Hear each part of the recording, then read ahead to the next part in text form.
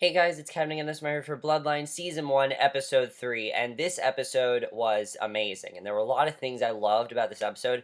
First of all, it felt very different from the first two episodes, and probably because we actually shifted focus this week from John to Meg, and I think it actually worked a lot better. We focused more on Meg's character, we found out more about Meg's character, and I really loved everything about this episode, so let's just get into it because it was amazing.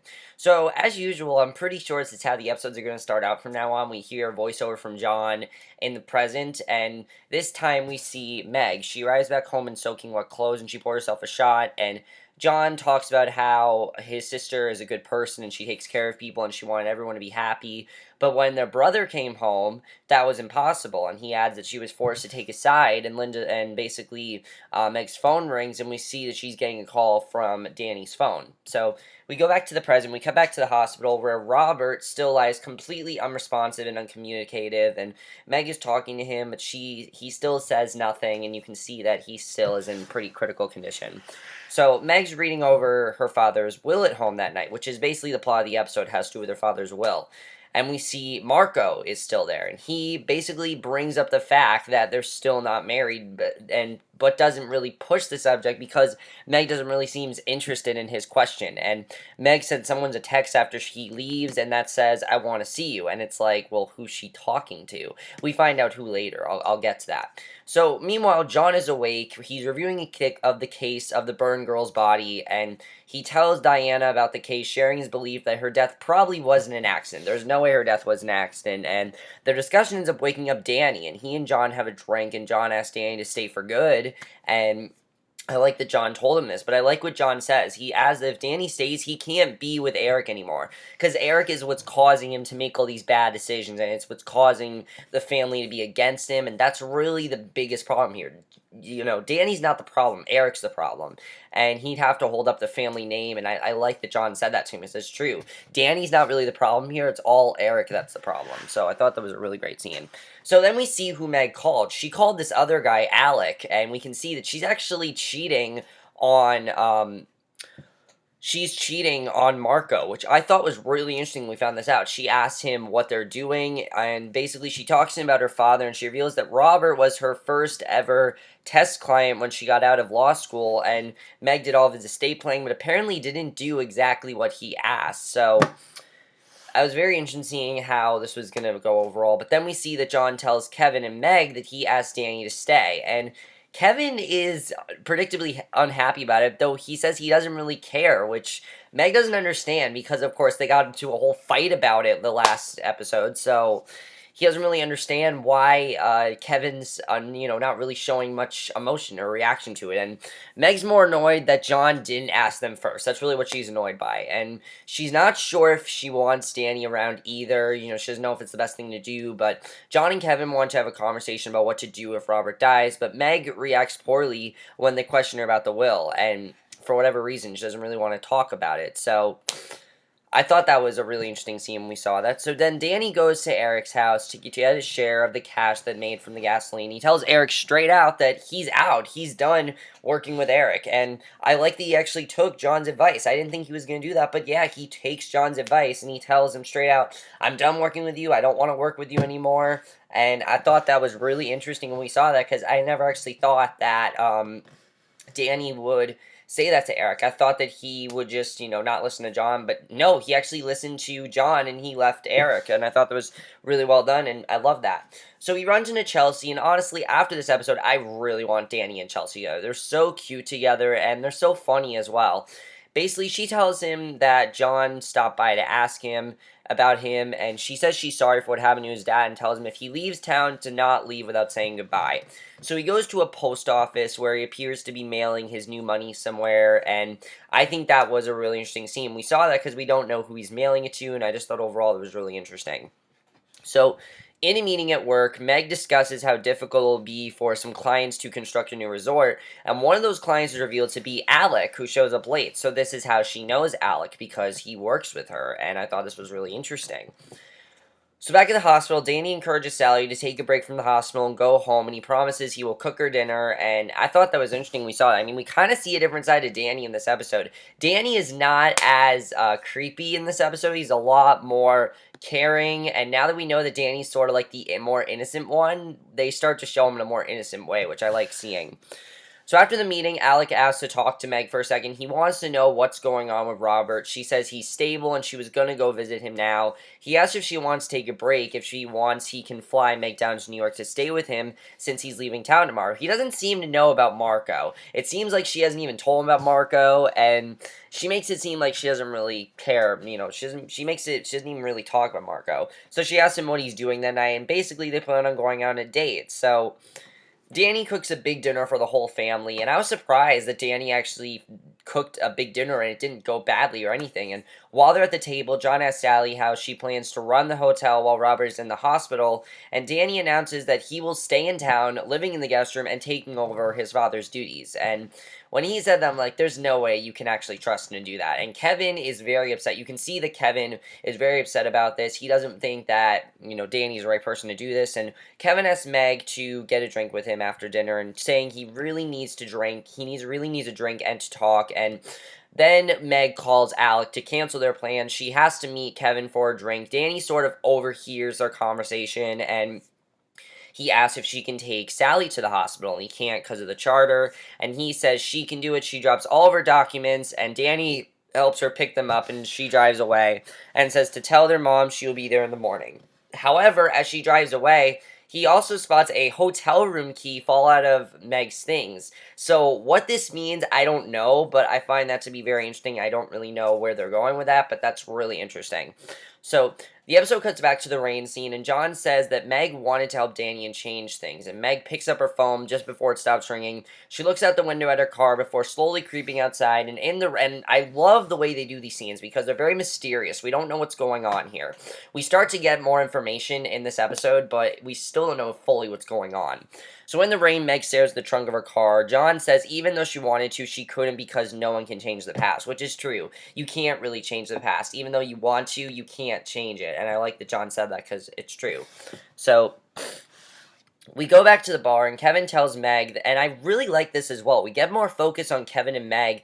I really love their bonding, I have to say. I love their scenes together, and I love to see more scenes with Kevin and Meg together. They really have a great bond as brother and sister, and I love it. So Kevin tells Meg that he and his wife Belle are having problems. He's been sleeping in the boatyard because of this, and he explains that Belle had a miscarriage about a year ago, and ever since then, she hasn't wanted to try again, and basically because she doesn't think Kevin's ready to be a father, so she hasn't really made the effort to have him try again. She didn't really want him to, just because she didn't really think that he would be a good father. So she thinks he should grow up because he's too social, he's loud, drinks a lot, has a very bad temper, and I like what Meg says. She says that she has a point, but she feels like she would have known that when she married him, and he says he's trying to chill out about the whole Danny thing because that's basically like the least of his worries at this point. He's more concerned about him and his wife, so he's just not really caring about the Danny thing. Kevin asks how she and Marco are such a successful couple, but as we know, they're not really a successful couple because, of course, Meg is cheating behind Marco's back, and I like that we saw that they're not actually as good as a couple as we think they are, and he says that they're the best couple he knows. Meg says they have problems, and he says they always seem so relaxed. He says he guesses the secret is not to get married, and no, really the secret is that Meg is cheating on him, so that really is what's going on there, and I think that was really interesting that we saw that conversation.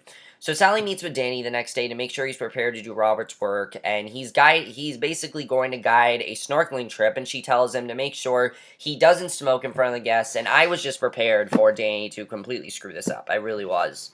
And he asked her to put him on the payroll, asking for money in advance, and she says they will talk about it later. Obviously, she doesn't want to give him the money because she doesn't really trust him. I mean, what he did in the past with him just like, him being really irresponsible, I mean, he hasn't really shown that he should be trusted. And I feel like Danny just feels like he should without any consequence, yet he's done so many bad things that no, he should not be trusted. And there's a great conversation with him and John about that in this episode, which I'll get to. So at the hospital, we see that a doctor is explaining to Sally and the kids that he's conscious and speaking, but they don't have many answers yet. However, they do know he had several mini strokes, and they still haven't located the clot that's causing the strokes. And he's still at risk. So he has some sort of memory loss that may not be permanent, and considering all he's been through, disorientation is common, and he says really anything is possible, and they can see him in a few hours while working, and basically, um, I thought that was a really interesting scene that we found that out. So basically, we know that now he is going to be okay, but he's just suffering from like memory loss now. So while working, Danny seems to be pretty enthusiastic. Actually, he's being really friendly. He's a snorkeling guide for the guests, and I thought that was really great to see. I was prepared to see Danny screw it up, but no, he actually does a really good job with helping out everyone, and he really seemed like he was having a great time. It was really fun to see, and I definitely really enjoyed that. So Meg goes back to the office to work on Robert's will. We see that the current will had a section dictating that something will be split equally between all of Robert's children, including Danny. However, Meg erases Danny's name, and the question is, was she really supposed to do that? And she then goes back to the hospital and admits to Robert that she never redid his estate, implying that it was him that wanted Danny off the will in the first place, and that she just now did it. And of course, at this point, Robert's really unresponsive. He's not really there. I mean, he's awake, but it's sort of like, when you're like really tired and you're like really groggy and you just you're not really making sense. That's basically how Robert is. So Meg gives him the fixed will to sign, but it becomes clear he's not cognitively aware of what she's saying. Even calling her by the wrong name. He calls her Sarah, and I'm just like, who the hell is Sarah? Like, we've never heard of Sarah. Who is Sarah? Clearly, there's some girl named Sarah, and we find out more about Sarah in this episode, but I was like, who the fuck is Sarah? I don't know who he's talking about. So, Danny's still at the snorkeling trip with the guests, and they're actually drinking and smoking, but they're having a good time. He's not, like, disturbing them or anything. They're just having a great time, and I thought that was really great to see. So the doctor tells Meg another piece of the clot broke free and it's blocking a blood vessel. He says they need to find the underlying cause. She says he doesn't seem to remember anything. He says they need to figure if it's just speech or his comprehension's also being impaired. He's ordered another CT scan that should tell them more. So basically, they don't really know what's going on with him. They don't know how he's going to be, and Kevin and Meg then go to discuss the will. He says if Robert wanted Danny out of the will, why didn't she change it when he asked her? Which, I mean, that's a suitable question. And he's asking pretty reasonable questions throughout this whole thing. She says she should have, and she didn't ask him for whatever reason. He says she should just ask him to sign the new one, and she says the problem is that the language of the will, of course, has this thing called sound mind. He is not of sound mind, and he's not sound mind to sign the will, and he was speaking nonsense, and she's pretty sure he didn't understand anything that she said. So Kevin suggests that it doesn't matter since they know he was of sound mind back when he made the decision, and just have him sign the new one and backdate it, except the problem is that that's illegal, so she can't do that.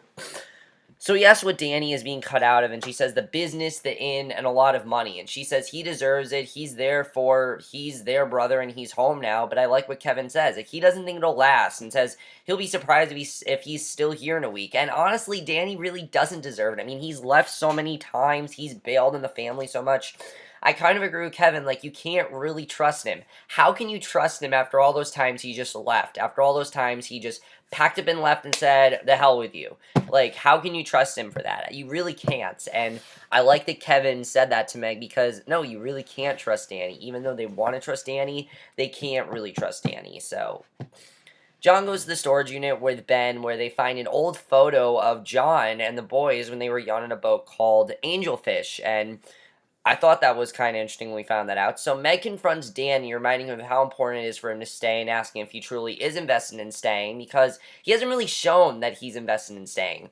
I mean, they can't tell if this is just like him wanting to get money or if he really does care about this. Because, I mean, clearly he cares about money. I mean, that's the first line we saw of him was him asking for money. Danny brings up his paycheck again and responds harshly to her questioning, mocking her lawyer-like tone. She tells Danny he's included in the will but leaves out all the details. And we know that he's not included in the will, and I feel like she's only saying that to him just so he will listen to her, even though we know he's not included in the will. So John and his family look at old videos of the brothers wrestling on the beach with Meg watching annoyed from afar, and it's pretty funny to see. I really like this. The doctors think that assembling old footage will be good for Robert's memory loss, and Danny talks to John, showing him his first paycheck, which he finds frustratingly small. And I love what John says to him, because basically John says that it was all Sally's decision and that she just wants to be sure he's committed before paying him more. And the reason he's not getting him more money is because Sally doesn't feel he deserves it, which he really doesn't. I mean, think of what he's done. He woke up naked. She found him naked on the porch, and he's been drinking, he smokes, like, he's not in good condition. And I like that John says that basically he's most upset for even wanting to confront their mother after everything that he's been through. Like, he's ignoring everything he's done. He can't do that. Like, he can't ignore all the shit that he's done, because he's done pretty crazy shit, and he can't just pretend that he didn't do it. So I love that John said that to him, because it's true. He needs to show them why he should be trusted, because they don't trust him right now. They don't trust him. They don't want him a part of their life. They want nothing to do with him. So he needs to prove to them why he should be trusted, and I thought that was a really good scene, and I love that. So that night, Danny and Chelsea go to a bar together and flirt over a game of pool, and we find out a bit more about Meg here, which I thought was really interesting. They talk about the family business, and that he's not worried about John, but Meg he has to watch out for. She says she doesn't want to talk shit about Meg. She never did anything to anyone, but most girls didn't really like Meg, and that's because all the boys liked her. And of course, Danny doesn't really remember it because he was gone at the time. And I thought it was interesting when we found that Chelsea and Meg knew each other. But basically, she talks about how she had a whole fucking army of boyfriends. She traded them all the time. And that makes sense what she's doing with Marco now. Now she doesn't like Marco. She's with Alec. She does this all the time. This is just what Meg does. So I like finding that out, that Meg trades boyfriends like that. I thought that was really interesting. Plus, there's the fact that we didn't really know much about Marco and Meg, and now we know more about them. So, and now we know why Sally doesn't think Marco's right for Meg, because she doesn't stay committed. That's why Sally didn't want Meg with Marco. Because I myself is like, well, Marco's a great guy with her. Why didn't she want him? Because Meg doesn't really deserve a guy like Marco. I mean, Marco wants commitment, and Meg doesn't give people commitment. Meg just goes off to a guy when she's tired of the other one. That's really what she does. She trades boyfriends like cards, basically. They're just like items to her. And I thought that was really interesting when we found that out, and it really made me care more about that storyline. And Danny asked her about Marco, wanting to know her opinion. And Chelsea thinks that no man is ever good enough for Meg, just like the rest of her family. And it's true. I mean, Marco is the perfect boyfriend. He really is. He wants to be in a serious relationship, but she doesn't want it to get serious, so that's why that happened. So at the hospital, Sally says she hates seeing Robert like this. She tells Meg she should go live her life with Marco, and Meg says she's happy with her. She says she's worried about her, and so is Robert. They just want her to get settled. Danny comes in and asks if she was ready to go. She says she just has to say goodbye to Robert. And while waiting, Danny snoops through Meg's purse. He tries to unlock her cell phone, but can't figure out the password. So instead, he grabs a hotel room key that she dropped earlier, and Meg comes back, and Danny tries to make himself look as innocent as possible. Why is he so obsessed with this hotel room key? Where did she want to go with this hotel room key? What is the big deal about it? I don't really know what's going on there. So Ben gives John an update on the memory footage he's assembled the next morning, showing him a video of one of Meg's birthdays. But then we see Sarah, who is this other little girl there. And John says that they shouldn't show it to Robert because Robert, clearly they don't really want to remember Sarah, and Sarah must have been another one of their siblings who somehow died. Apparently Sarah was passed away or something. I kind of feel like she's not dead. I don't know, maybe she left the family, maybe she just is like estranged. I really don't know, because clearly they don't remember Sarah. However, Meg remembers Sarah because she's at the dock sitting on the beach daydreaming, and she imagines her father out on the dock, and then she imagines him scooping up Sarah in his arms. So she clearly remembers Sarah. There's something else going on. We don't know too much about Sarah, and I want to find out really what's going on there. You can see that definitely Sarah was preferred over Meg, and I think that's really interesting that we found that out.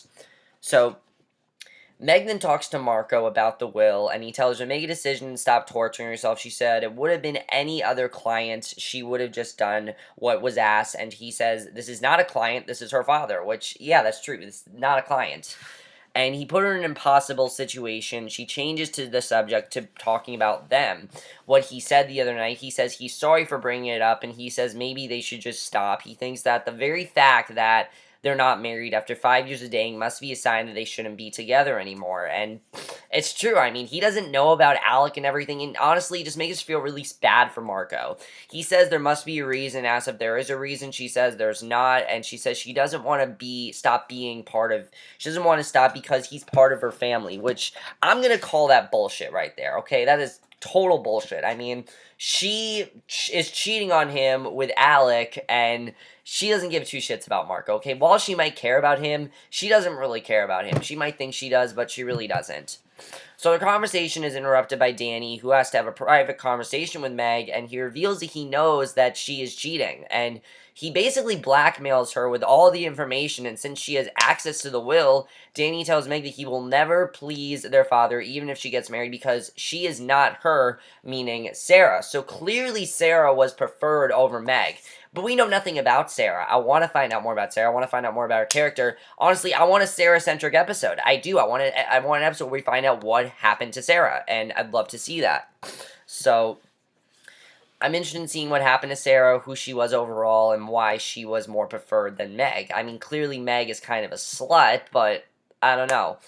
So then we go back to the present, the end of the episode. John says maybe it was Meg's decision that started the whole thing. As we see, Meg is in the rain, and he says that her heart was in the right place. And she opens the trunk in the car, and the phone rings again, and it's Danny. And John's voice on the other line. He asks, "What did you do?" He says she's his sister, and he trusts her with his life. And we realize that there's a body reveal in the trunk of the car.